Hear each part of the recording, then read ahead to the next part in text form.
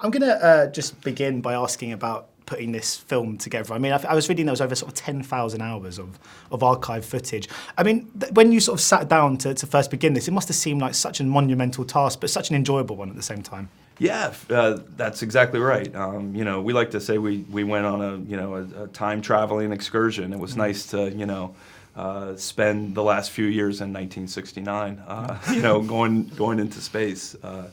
But yeah, it's when the project started, it's evolved so much as films do. But this one in particular had special meaning just because there was such an impact historically on the filmmaking and what we were doing. So the film's one part of that, but obviously it's a monumental task to be working with these materials, and then also to affect the historical record is very rewarding.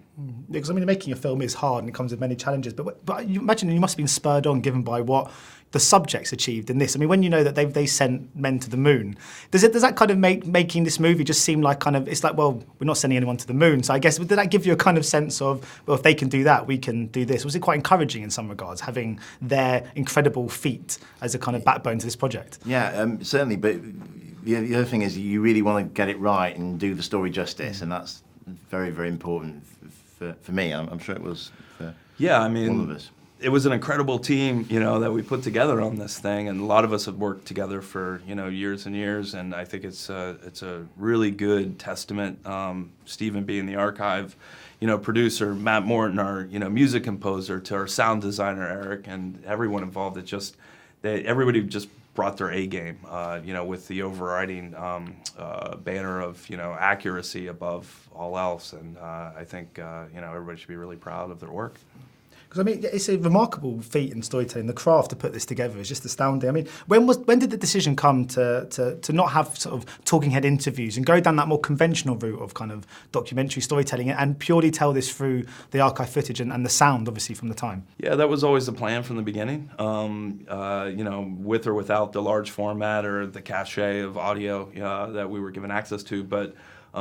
It took a different turn because. Instead of just kind of doing the blow by blow that everybody knew and only relying on this style, which was I guess fairly unique, but it's an old throwback to large format films of the past. But once we got into particularly the audio, you really started to hear these amazing stories and these little bits of humanity that kind of just leapt off, out of the screen at us. And to put that together and marry it with, just an extraordinary, unprecedented imagery, it's, we just hit the jackpot. I mean, it was astounding. It still is. It's the reason why, we go and we watch it. I mean, people think we're nuts, but, well, if there's a screening, 9 times out of 10, you're going to find one of us in the back, watching the whole thing. Yeah, you never get old of seeing the 70mm, things like the crawler and the suiting up scenes. It's amazing. Yeah, it's still quite overwhelmed, because I still get overwhelmed when I think about the fact that we sent men to the moon, and just lots of things. I mean, I can't believe that fax machines exist. I'm still stuck in sort of 15 years ago. But this in particular, considering the time and the technology available to them, I mean, even just over the course of this project, was that sense of sort of wow still quite prevalent the entire way through of just what these people achieved? Yeah, I think, once you see rows and rows of these giant IBM computers, but what's more astounding, and those were new at the time, but the people that had to run those were these 20-year-old kids. I mean, you go all the way to the moon, you travel almost 300,000 miles, and then you start to land, and all of a sudden these alarms are going off, and the person who's in charge of saying abort or no abort is a 24-year-old kid, Jack Garman, in a back room. And luckily we uncovered this audio. Everybody kind of knew that he was the one that had to make that call, but we had audio of him actually making that call. And the way in which he does it and says it is just this completely calm demeanor. I mean, there's no way at 24 I mean, I couldn't do. I would have thrown up all over the floor. So, but you realize that this extraordinary event was at the hands of basically the generation of kids, that were in their 20s. The astronauts were in their 30s. I mean, so it's an incredible testament to, their determination and their expertise to pull it off. Yeah, I feel it was actually when we were at Sundance watching one of possibly the first screenings, and there's a scene, some beautiful 70mm shots of helicopter winching the astronauts up.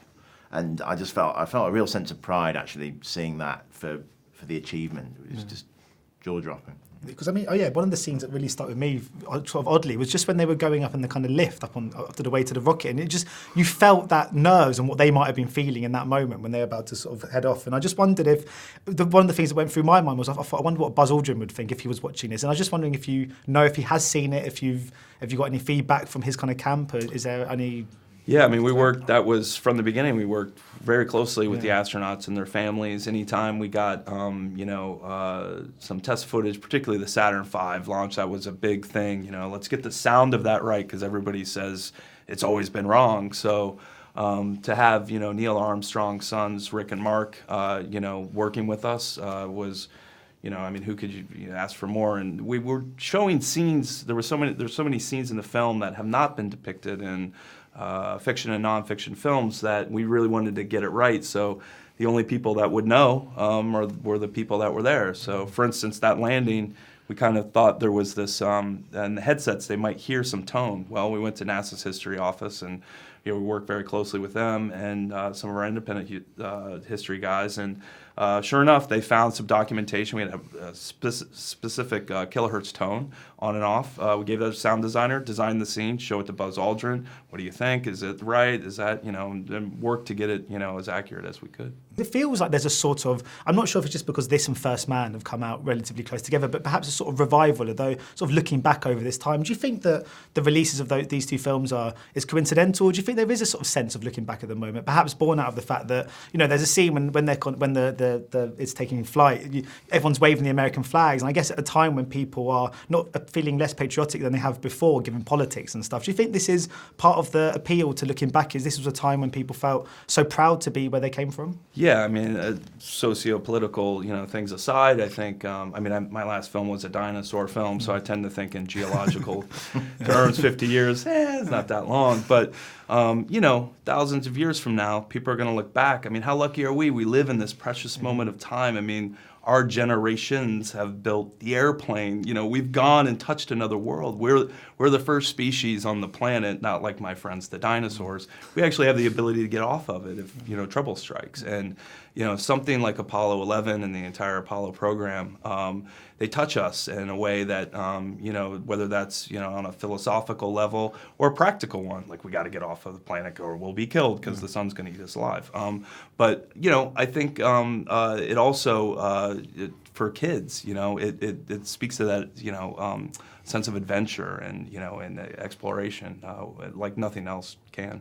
Yeah, I don't think it's a coincidence that these two films have come out around the same time. I mean, it's the 50th anniversary, so a lot of people are very reflective. It's as Todd said, it's something that people are going to remember in 500 years from now, if we're still here, which, who knows? Maybe. Brilliant. On that positive note, thank you so much for your time today. Much appreciated. Thanks. On that positive note. Ladies and gentlemen, you're watching Hey You Guys! Hey You Guys, huh? Hey, you guys. Is that from the Goonies? It is indeed, yes. Nice. Hey, you